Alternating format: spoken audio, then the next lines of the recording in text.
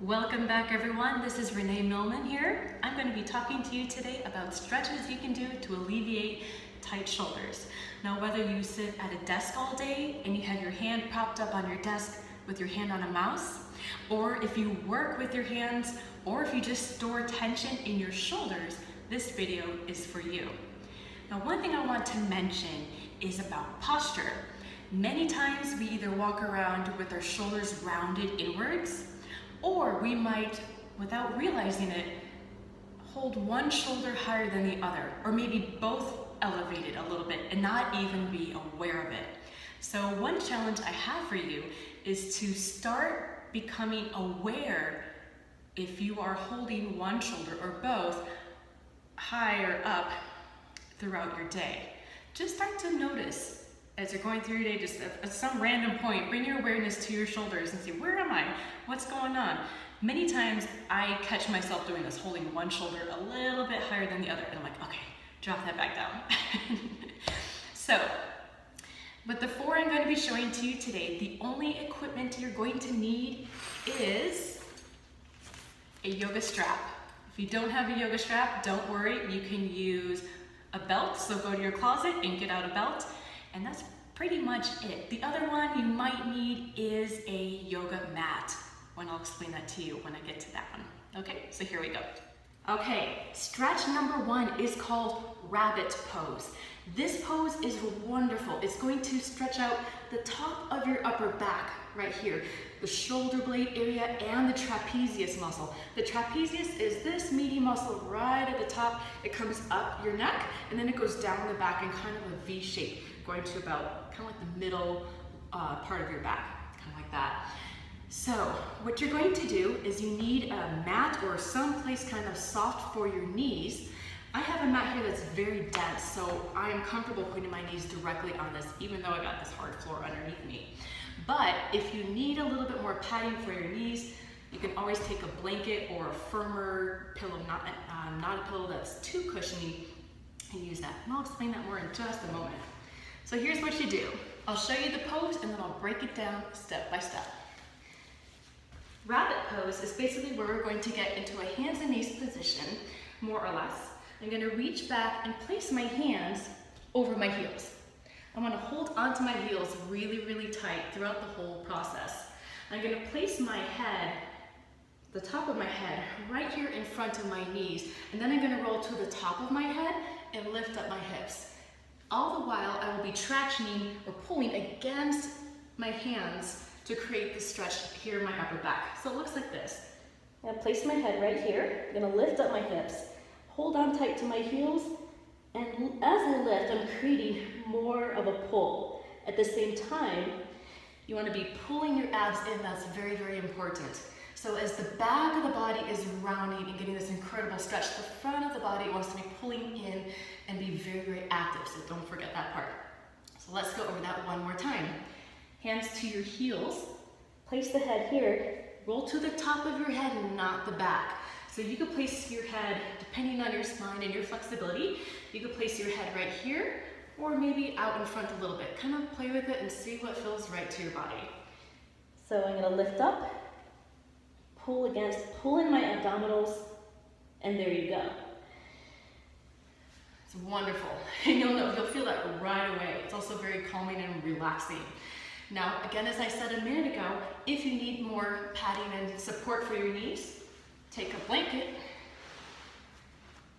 place your knees on that, just to give them a little bit of protection. It's a good thing to do if you need that, and then continue. Second modification. If you try this pose and you're saying, Renee, I can't hold on to my heels, I just can't. Or I can, but then I can't lift very far. Don't worry about that. You're gonna take your handy dandy yoga strap, and I'm going to take this and loop it around kind of like the arches of my feet, and you might even maybe tuck your toes so you have a little bit more support. And then you can take as much slack on that as you need, and then take your pose from there. So place your head on the floor. I have my palms facing up, and then lift the hips up and around, and oh, that is lovely. And then come back down. So that's rabbit pose. blanket and strap if you need it. If you don't, that is fine as well. All right, shoulder stretch number 2. This is when you will need a yoga strap for, or again, you can use a belt. What I'm going to do is sit comfortably. I'm sitting on 2 blocks right now, like this. You don't have to use yoga blocks. Just sit in a chair or stand up. Anything that will allow you to have a nice tall spine. What you're gonna do is take your strap or your belt and hold about the middle of that belt, about hands about shoulder width apart. What I'm going to do is start with my arms out like this. I'm gonna bring my arms up overhead and take it behind me. As I do that, I'm gonna allow my hands to slide apart from each other. Come all the way down, and then bring the arms back up to the front. And then I'm going to reset my hands to where they were at the beginning, and then go again. So reach all the way up, whoa. Go all the way down, and then back over. Looks simple enough, but there's a couple things I want you to be aware of. As I take my hands back behind me, what can happen is to accommodate any tightness I might have, I might lift up my rib cage, arch my back a bit, or maybe stick my chin out. As you can see, I'm exaggerating a little bit, but to give you the idea. So as you go through that motion, be aware of what's happening in your rib cage. Is your back arching? Are you sticking your chin forward? All of those things your bodies will do to try to prevent those tight muscles from getting stretched because it's intense. So think head above shoulders, shoulders above hips, spine is nice and neutral. Pulling the abdominals just a little bit to keep that nice tall alignment, and then go again. And if you find a tight spot, which you likely will, go to that spot and just hold it. Just be with it for a moment and let it release slowly. And stretch number 3. So in the last one, what we did is we took our hands in front of us and we went back behind us and then brought them forward again.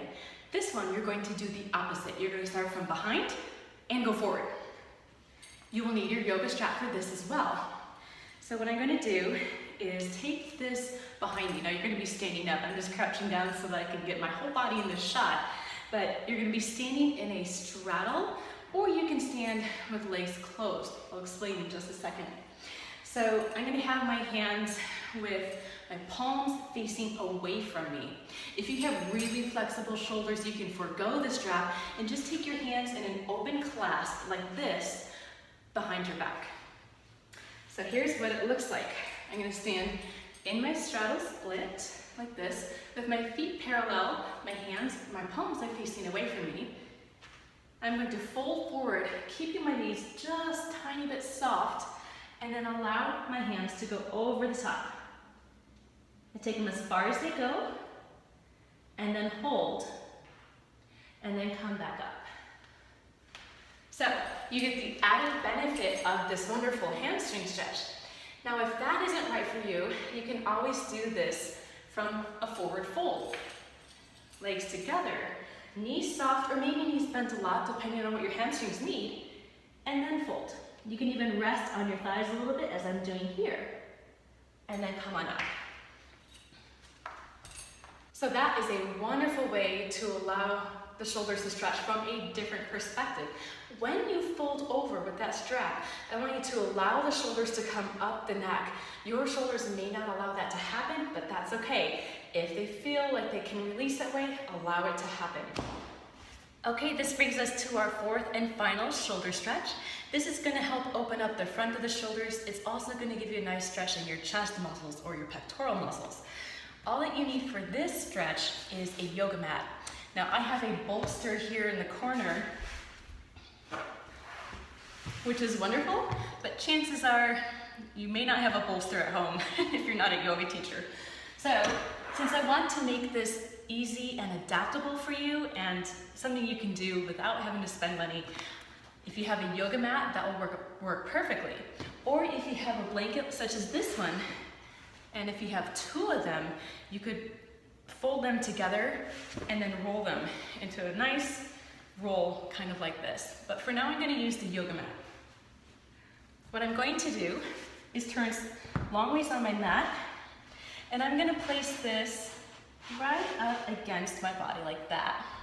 I'll scoot down just a tiny bit, so it's kind of right at my sacrum, that bone at the base of your spine. I'm going to lay down, allowing the mat to support my spine fully. Rest your head on the mat, and then you can take your arms out to the side. This is what we call cactus arms, or you can take them all the way overhead or out to the side. Experiment with different positions and see what you like. But the point is just to relax and allow all of this to open up. You can stretch the legs out if you prefer, or you can keep them bent. So go slowly and see what you need. This is a lovely pose to do at the end of the day or anytime you have any tightness. So there you have it. I hope this really helped you. If you have any questions or a topic you would like me to do a video on, please leave it for me in the comments below. Thanks, and I'll see you soon.